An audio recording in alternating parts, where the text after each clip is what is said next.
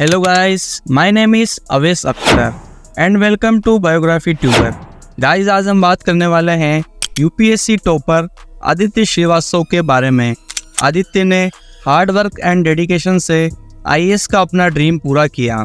16 अप्रैल को जारी हुए यूपीएससी के रिजल्ट में आदित्य की ऑल इंडिया रैंक फर्स्ट आई। आदित्य लखनऊ में रहते हैं और यह इनका तीसरा अटेम्प्ट था। सिविल सर्विस के पहले अटेम्प्ट में आदित्य का सिलेक्शन नहीं हुआ, फिर दूसरे अटेम्प्ट में उनका सिलेक्शन हो गया। आदित्य को इंडियन पुलिस सर्विस अलॉट हुई थी, लेकिन आदित्य को आईएएस ऑफिसर बनने की इच्छा थी, इसलिए उन्होंने अंडर ट्रेनिंग होने के बावजूद एक अटेम्प्ट और दिया और इस बार आईएएस के लिए सिलेक्शन हो गया। आदित्य की फैमिली की बात करें तो आदित्य का बर्थ उत्तर प्रदेश के लखनऊ शहर में हुआ। इनके फादर अजय श्रीवास्तव लखनऊ के सेंट्रल ऑडिट डिपार्टमेंट में ऑडिट ऑफिसर है, जबकि उनकी मां आभा श्रीवास्तव एक हाउसवाइफ है और छोटी बहन प्रियांशी न्यू दिल्ली में सिविल सर्विस की प्रिपरेशन कर रही है। आदित्य की एजुकेशन की बात करें तो आदित्य की एकेडमिक जर्नी बहुत ही इम्प्रेसिव है। आदित्य की स्कूलिंग लखनऊ के अलीगंज स्थित CMS से हुई। आदित्य ने 12th क्लास में 95% मार्क्स के साथ क्लास में टॉप किया। इसी अर्ली सक्सेस ने उनके भविष्य के प्रयासों के लिए एक मजबूत फाउंडेशन रखी। इसके बाद आदित्य ने IIT कानपुर से इलेक्ट्रिकल इंजीनियरिंग में BTech और MTech की ड्यूल डिग्री हासिल की। उन्होंने एकेडमिक एक्सीलेंस के प्रति अपने डेडिकेशन और जुनून को दर्शाया।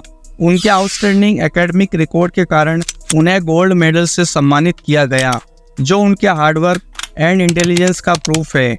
IIT कानपुर से अपनी एजुकेशन पूरी करने के बाद आदित्य ने कॉरपोरेट जगत में कदम रखा। इनका प्लेसमेंट अच्छी कंपनी में हुआ। कुछ दिन कॉरपोरेट में जॉब भी की, लेकिन इनका मन नहीं लगा। आदित्य के मुताबिक डेस्क जॉब में कोई डाइवर्सिटी नहीं थी, इसलिए एक दिन नौकरी छोड़ यूपीएससी की तैयारी करने का मन बना लिया और घर पर पेरेंट्स को बताने पर उन्होंने भी सपोर्ट किया। इस कारण आदित्य ने जॉब छोड़ दी। आदित्य के मुताबिक कॉरपोरेट जॉब का भी एक अलग चार्म है, लेकिन जो चीज़ें मुझे चाहिए थी वो डेस्क जॉब से मिलना मुश्किल लग रहा था। आपको सोसाइटी के लिए काम करना है या ह्यूमन इंटरेक्शन वाला काम करना है तो वो आप वीकेंड पर ही कर सकते हैं, लेकिन कॉरपोरेट में रहते हुए ये फुल टाइम पॉसिबल नहीं था। इसलिए मैंने जॉब छोड़कर यूपीएससी की फुल टाइम प्रिपरेशन करने का डिसीजन लिया। यूपीएससी क्रैक करने के बाद आईपीएस में सिलेक्शन हो गया, लेकिन आदित्य को ऐसी जॉब चाहिए थी जिसमें पीपल इंटरफेस हो और ग्रास रूट कनेक्ट हो।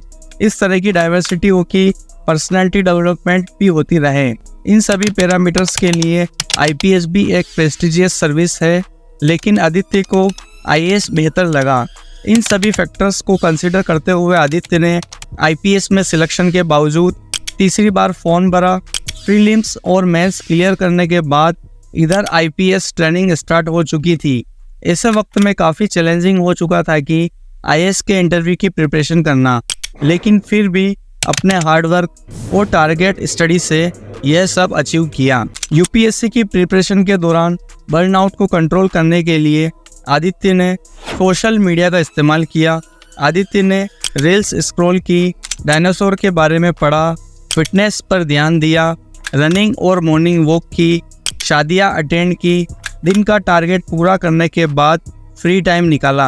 अपने इंटरव्यू में आदित्य ने फ्यूचर के लिए अपने विज़न को क्लियर किया।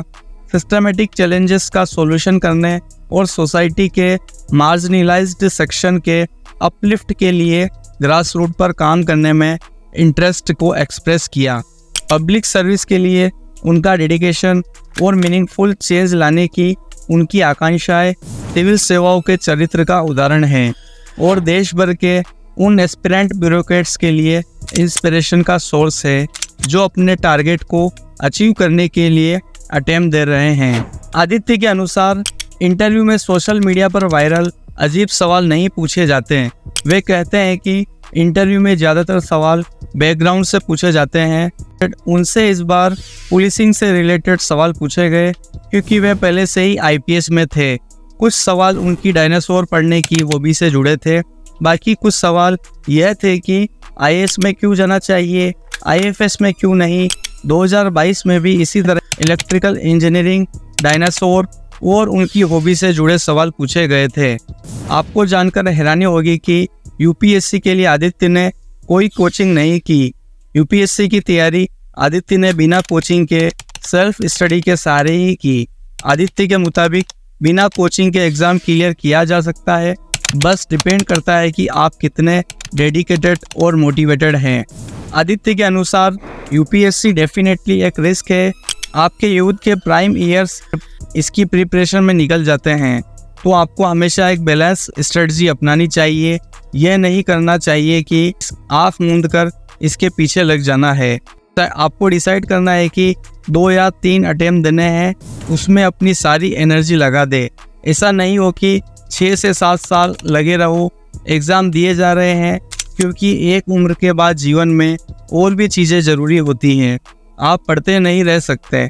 अब जब लगे कि आपका टारगेट पूरा हो गया है, चाहे सिलेक्शन हो या नहीं, उसके बाद अल्टरनेटिव करियर पर ध्यान दें। साथ ही अपना प्लान भी हमेशा रेडी रखें। अपने सफल कॉर्पोरेट करियर के बावजूद आदित्य के मन में समाज में सार्थक योगदान देने और ज़मीनी स्तर पर सकारात्मक बदलाव लाने की गहरी इच्छा थी। इस लक्ष्य को ध्यान में रखते हुए उन्होंने अपनी कठोर चयन प्रक्रिया और बहुत ज़्यादा कंपटीशन होने के बावजूद यूपीएससी सिविल सेवा परीक्षा को चुनौती लेने का फैसला किया, जिसमें वह कामयाब हुए। गाइस, ये थी यूपीएससी 2023 टॉपर्स आदित्य श्रीवास्तव की बायोग्राफी। गाइस, आपको वीडियो कैसी लगी हमें कमेंट सेक्शन में ज़रूर बताएं। वीडियो को लाइक करें, शेयर करें और हमारे चैनल को सब्सक्राइब करें।